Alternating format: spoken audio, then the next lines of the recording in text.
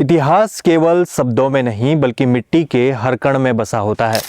मेरे पीछे जो आप स्मारक देख रहे हैं वो सिर्फ पत्थरों की दीवार नहीं है बल्कि शौर्य, बलिदान और अदम्य साहस की कहानी है। नमस्कार, मैं दीपक। 18वीं सदी के अंत तक गोरखा साम्राज्य तेजी से विस्तार कर रहा था। नेपाल के शासक पृथ्वीनारायण शाह की रणनीतियों से गोरखा सैनिकों की ताकत बढ़ती जा रही थी। नेपाल की सीमाएं उत्तर में तिब्बत और दक्षिण में भारतीय उपमहाद्वीप तक फैल चुकी थी। दूसरी ओर ब्रिटिश ईस्ट इंडिया कंपनी भी पूरे भारतीय उपमहाद्वीप में अपना प्रभाव बढ़ा रही थी। गोरखाओं की बढ़ती शक्ति ब्रिटिशों को खटकने लगी और दोनों शक्तियों के बीच संघर्ष टालना असंभव बन गया। साल था 1814। भारत में ब्रिटिश ईस्ट इंडिया कंपनी अपनी पकड़ मजबूत कर रही थी। मैदानों में उन्होंने राजाओं और नवाबों को झुका दिया था, लेकिन पहाड़ों में कहानी कुछ और थी। नेपाल की गोरखा सेना अपने पराक्रम के लिए प्रसिद्ध थी और अंग्रेज जानते थे कि अगर उन्हें हिमालयी क्षेत्र पर अधिकार जमाना है तो गोरखाओं को हराना ही होगा। 1814 में ब्रिटिश ईस्ट इंडिया कंपनी ने गोरखा साम्राज्य के खिलाफ आधिकारिक रूप से युद्ध की घोषणा कर दी। इस अभियान की अगुवाई मेजर जनरल जिलेस्पी ने की, जिनका उद्देश्य तेजी से नाला पानी किला को कब्जे में लेना था। गोरखाओं की संख्या ब्रिटिश सेना की तुलना में बहुत कम थी, लेकिन उनका मनोबल अटूट था। गोरखा योद्धाओं की कमान बलभद्र कुंवर के हाथ में थी, जिन्होंने अपने कुछ 100 सैनिकों के साथ नाला पानी किले की रक्षा की। 30 अक्टूबर 1814 ब्रिटिश सेना के कैप्टन जिलेस्पी के नेतृत्व में एक विशाल सैन्य टुकड़ी खलंगा किले की ओर बढ़ी। अंग्रेजों के पास तोपें, बंदूकें और हजारों सैनिक थे, जबकि इस खलंगा गढ़ी की रक्षा करने वाले महज 600 गोरखा योद्धा थे। लेकिन इन 600 में से सिर्फ पुरुष सैनिक नहीं थे, बल्कि कुछ महिलाएं भी थे और बच्चे भी शामिल थे। उनके पास सीमित संसाधन थे, कुछ तलवारें, खुकरी और तीर धनुष, लेकिन उनका हौसला अटूट था। उनके नेता थे वीर बलभद्र कुंवर, जिनका नाम आज भी वीरता की मिसाल के रूप में लिया जाता है। नाला पानी किला, जहां वर्तमान में खलंगा स्मारक है, देहरादून के पास स्थित है। यह रणनीतिक रूप से महत्वपूर्ण पहाड़ी किला था, जो चारों ओर से घने जंगलों से घिरा हुआ था। मेजर जनरल जिलेस्पी को विश्वास था कि वे जल्द ही इस किले पर कब्जा कर लेंगे, लेकिन गोरखाओं के अद्वितीय संघर्ष और किलेबंदी ने ब्रिटिश सेना को कड़ी चुनौती दी। अक्टूबर 1814 के अंत में ब्रिटिश सेना ने नाला पानी किले को घेर लिया। जिलेस्पी ने तोपों से हमला करने का आदेश दिया, लेकिन किला बेहद मजबूत था। गोरखा सैनिकों ने किले की दीवारों से तीर, बंदूकें और पत्थरों से ब्रिटिश सैनिकों पर हमला किया। पहले हमले में ही ब्रिटिश सेना को भारी नुकसान हुआ और मेजर जनरल जिलेस्पी इस संघर्ष में मारे गए। युद्ध के दौरान कैप्टन जिलेस्पी भी गोरखा सैनिकों के हाथों मारे गए और ये अंग्रेजी सैनिकों के लिए एक बहुत बड़ा झटका था।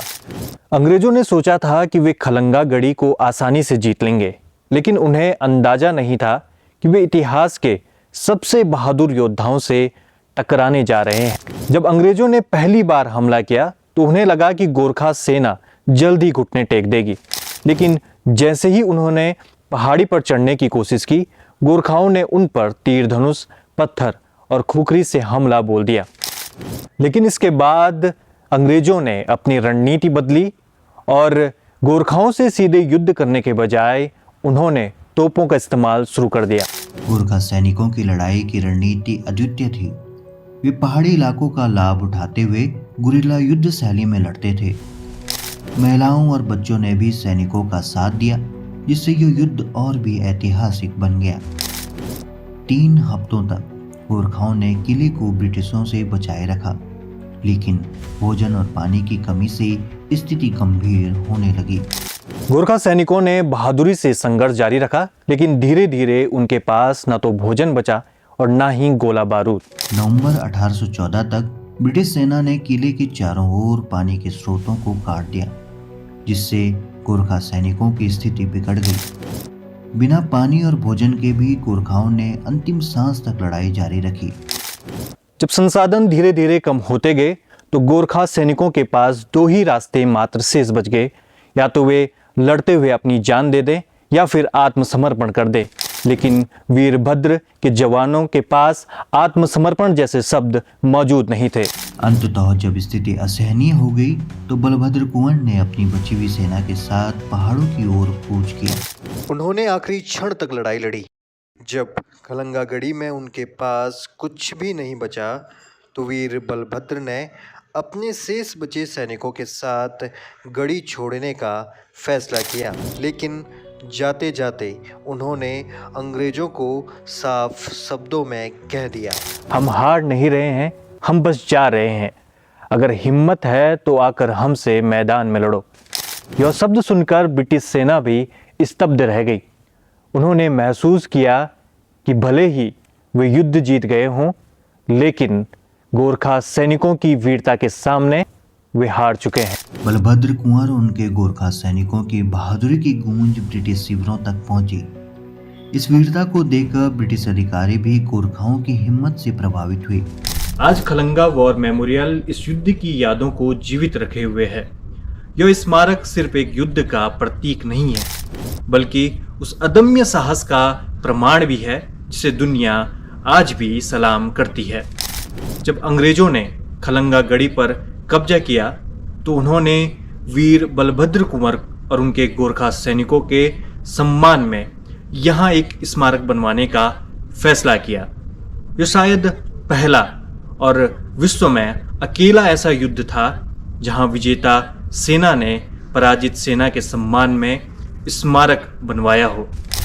यह स्मारक हमें याद दिलाता है कि वीरता किसी संख्या या संसाधन की मोहताज नहीं होती।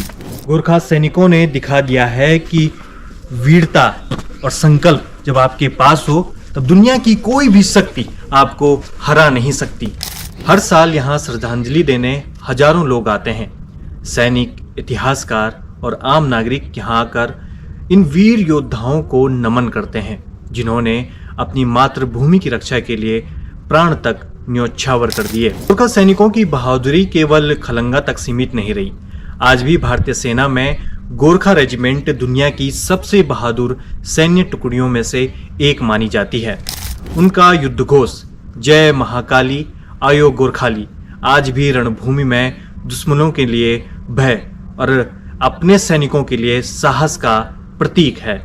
आज हम खलंगा वॉर मेमोरियल के सामने खड़े होकर सिर्फ इतिहास को नहीं देख रहे हैं, बल्कि उस बलिदान को भी महसूस कर रहे हैं जिसने गोरखा योद्धाओं को अमर बना दिया।